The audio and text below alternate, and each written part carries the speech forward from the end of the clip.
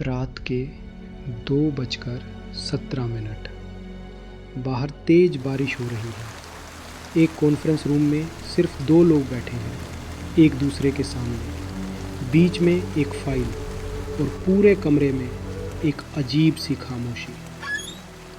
पहले 1 मिनट गुजरता है, फिर 5, फिर 10, लेकिन किसी की ज़ुबान से एक भी शब्द नहीं निकलता। ना कोई धमकी, ना कोई रिक्वेस्ट, ना कोई डील, सिर्फ इंतज़ार।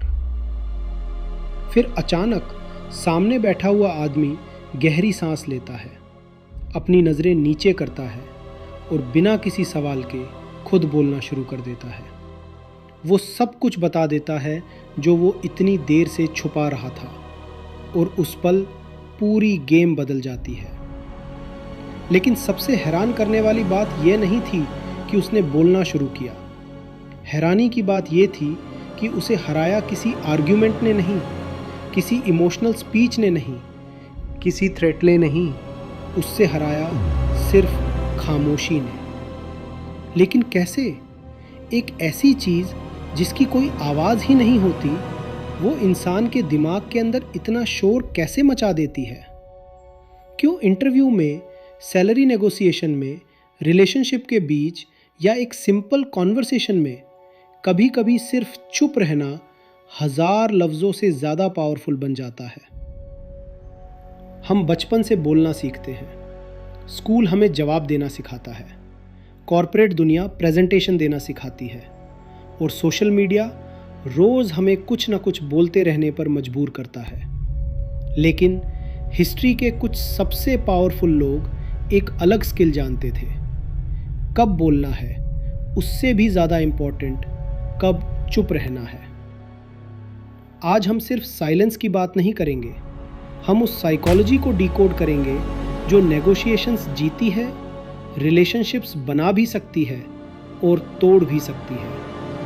एक ऐसी इनविजिबल फोर्स जो बिना एक शब्द बोले इंसान के डिसीजंस बदल देती है।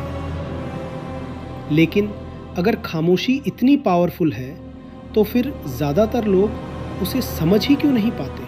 एक अजीब सी बात नोटिस करके देखिए, जब कोई इंसान अचानक चुप हो जाता है तो सबसे पहले बदलाव उसके आसपास नहीं, हमारे दिमाग के अंदर होता है। सोचिए, आप किसी इंटरव्यू में बैठे हैं, आपने अपना जवाब दे दिया, लेकिन इंटरव्यूअर सिर्फ आपको देखता रहता है, कुछ नहीं बोलता, ना स्माइल, ना रिएक्शन, ना अगला सवाल, सिर्फ खामोशी। सिर्फ कुछ ही सेकंड्स के अंदर आपका दिमाग खुद बोलना शुरू कर देता है।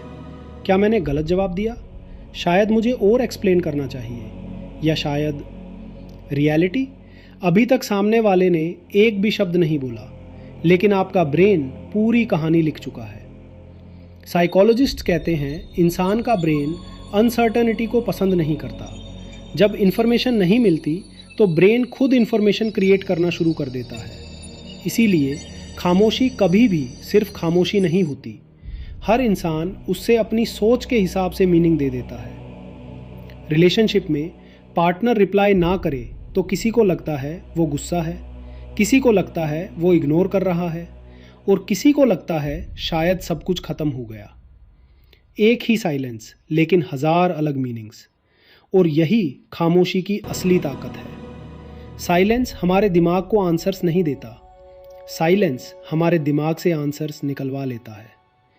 इसी प्रिंसिपल को दुनिया के बेस्ट नेगोशिएटर्स, एक्सपीरियंस्ड लीडर्स और ट्रेंड इंटरोगेटर्स सालों से यूज़ करते आए हैं। उन्हें पता है ज़्यादातर लोग खामोशी से अनकंफर्टेबल हो जाते हैं, और अनकंफर्टेबल इंसान अक्सर ज़रूरत से ज़्यादा बोल देता है। लेकिन क्या सिर्फ अनकंफर्टेबल फील करना ही साइलेंस की पावर है, या फिर हमारा ब्रेन खामोशी को एक वार्निंग सिग्नल की तरह ट्रीट करता है? इसका जवाब हमें ले जाता है हज़ारों साल पुरानी ह्यूमन एवोल्यूशन की तरफ। लेकिन एक सवाल अभी भी बाकी है, आखिर सिर्फ कुछ सेकंड्स की खामोशी हमारे दिमाग को इतना बेचैन क्यों कर देती है? जवाब ढूंढने के लिए हमें हज़ारों साल पीछे जाना होगा, उस दुनिया में जहाँ न स्मार्टफोन्स थे, न ऑफिस, न इंटरव्यूज़, सिर्फ जंगल था और सर्वाइवल। सोचिए, एक आदमी घने जंगल से गुजर रहा है, हर तरफ पेड़, हवा की हल्की सी आवाज़, सब कुछ बिल्कुल नॉर्मल। लेकिन अचानक सारी आवाज़ें बंद हो जाती हैं। ना पत्तों की सरसराहट, ना पक्षियों की आवाज़, ना हवा, सिर्फ खामोशी। उस ज़माने में ये साइलेंस शांति का सिग्नल नहीं था, ये वार्निंग थी। हो सकता था आसपास कोई शिकारी जानवर हो या कोई खतरा जो अभी तक दिखाई नहीं दिया। और इसीलिए हमारा ब्रेन इवॉल्व हुआ हर अनयूजुअल साइलेंस को सीरियसली लेने के लिए, क्योंकि जो लोग इस सिग्नल को इग्नोर करते थे शायद वो जिंदा ही नहीं बचे। आज हम जंगल में नहीं रहते, लेकिन हमारा ब्रेन अब भी वही पुराना सॉफ्टवेयर चला रहा है। इसीलिए जब कोई अचानक रिप्लाई करना बंद कर देता है, या मीटिंग में सामने वाला चुप हो जाता है, या फ़ोन कॉल के बाद एक लंबी साइलेंस आ जाती है, हमारा दिमाग तुरंत आंसर ढूंढना शुरू कर देता है। क्या कुछ गलत हो गया? क्या वो नाराज़ है? क्या मैंने कुछ गलत बोल दिया? रियलिटी शायद कुछ भी ना हुआ हो, लेकिन ब्रेन अनसर्टनिटी को कभी खाली नहीं छोड़ता। यही वजह है कि साइलेंस इन्फॉर्मेशन से ज़्यादा इमेजिनेशन क्रिएट करता है, और इमेजिनेशन अक्सर रियलिटी से भी ज़्यादा पावरफुल होती है। इसी साइकोलॉजिकल वीकनेस को कुछ लोग समझ गए, और फिर उन्होंने साइलेंस को सिर्फ रिएक्शन नहीं, एक स्ट्रैटेजी बना दिया। लेकिन क्या सच में सिर्फ चुप रहकर किसी कॉन्वर्सेशन का कंट्रोल लिया जा सकता है?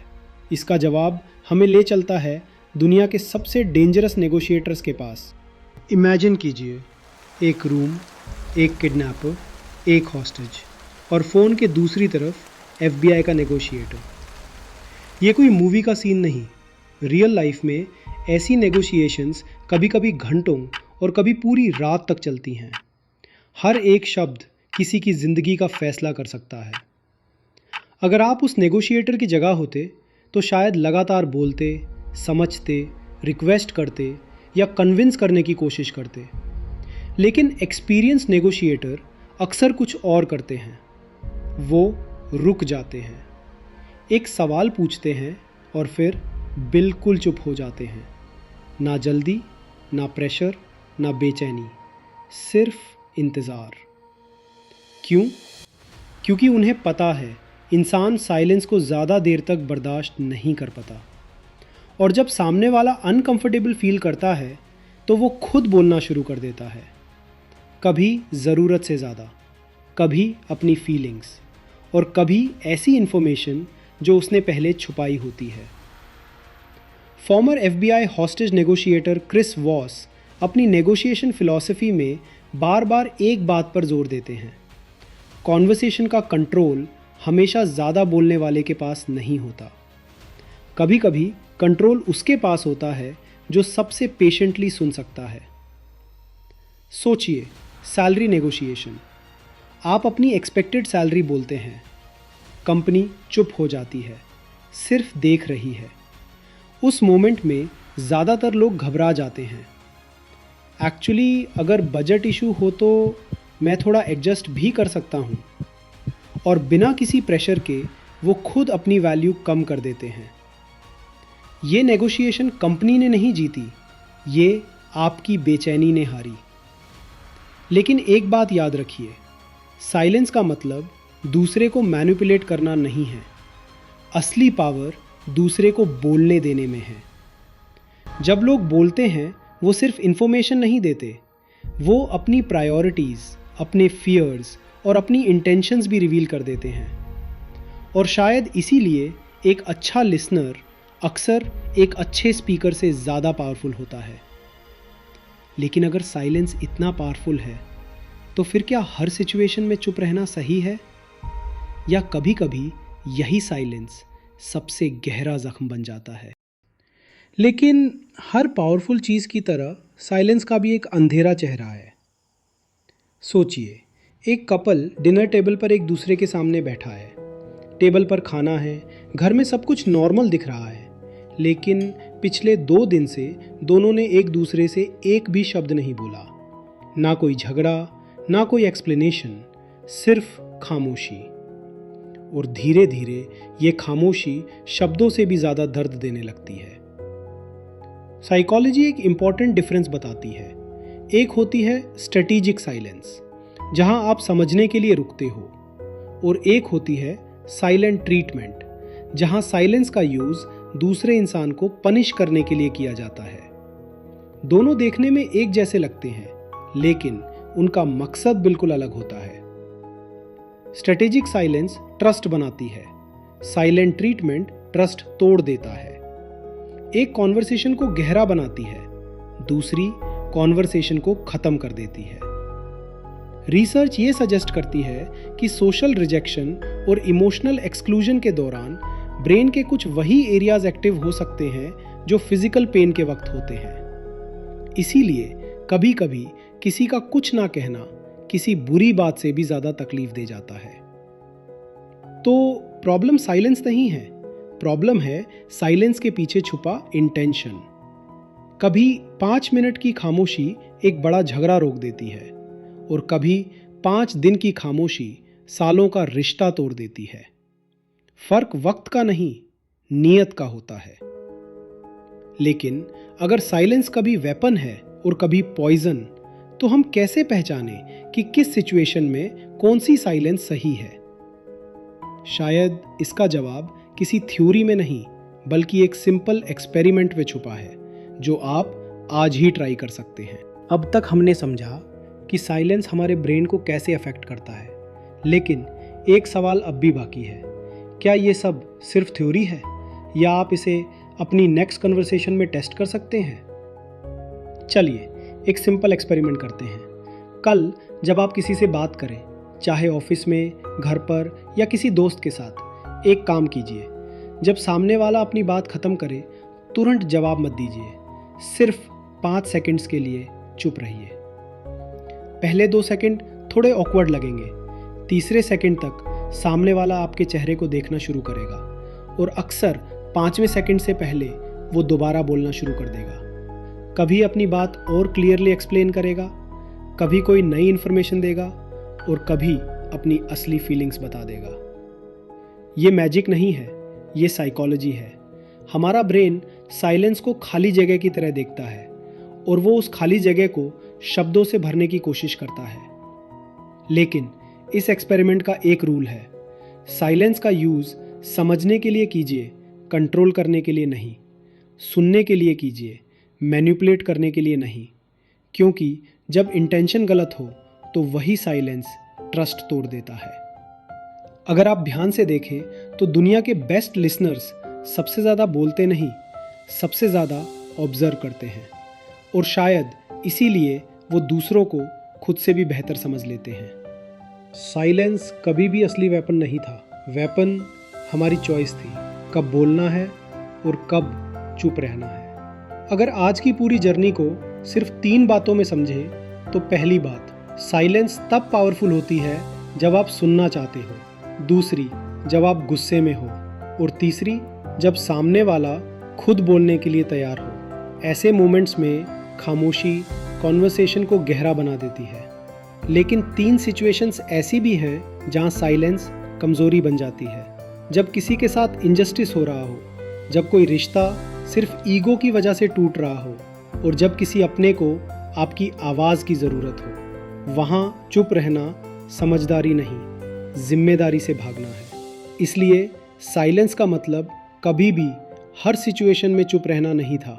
असली इंटेलिजेंस ये पहचानने में है कि किस पल लफ्ज़ ज़रूरी है और किस पल सिर्फ एक खामोश लम्हा सबसे बड़ा जवाब बन सकता है। आज से एक छोटा सा एक्सपेरिमेंट कीजिए।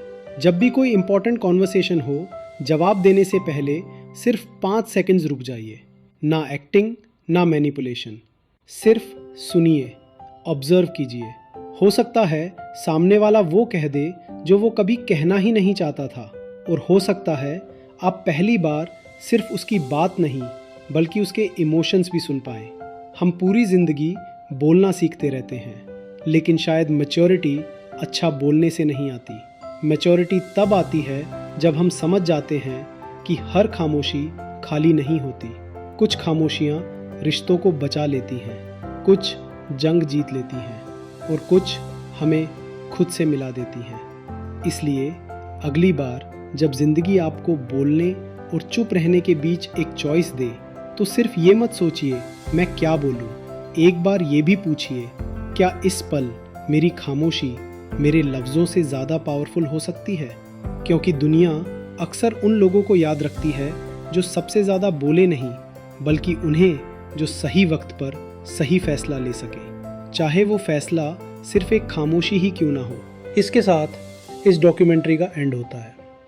अगर आपको ऐसी साइकोलॉजी और डॉक्यूमेंट्री बेस्ड स्टोरीज पसंद आती हैं तो चैनल को सब्सक्राइब करना मत भूलिए, क्योंकि अगली कहानी शायद आपकी दुनिया देखने का नज़रिया ही बदल दे। मैं मिलूँगा बहुत जल्द।